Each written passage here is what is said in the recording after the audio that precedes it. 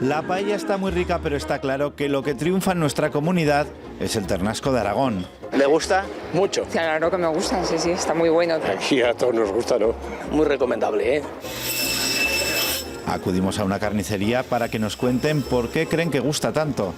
Cordero hay en otros sitios, en otras regiones, pero lo que nos diferencia es el sabor del ternasco de Aragón. Hay muchas formas de cocinarlo, pero nos preguntamos qué partes se suelen vender y en qué fechas.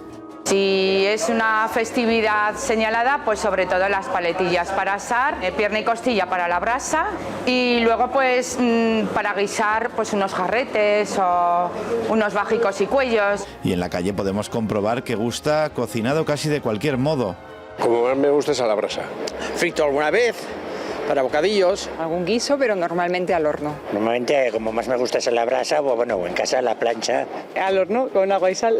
¿No necesita más? Nada más. En casa, en restaurantes y cada vez más se vende como cuarta gama en muchos establecimientos. Precocinado y envasado al vacío, paletilla o cuellos.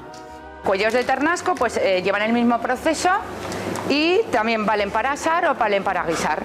Pero aquí nos recomiendan también un formato menos visto. A mí, como más me gusta, es las chuletillas empanadas, deshuesadas y empanadas. Me encantan. Pues que mi madre ya las hacía y nos las daba frías y estaban muy ricas. Así que aquí en Aragón, el ternasco gana por goleada.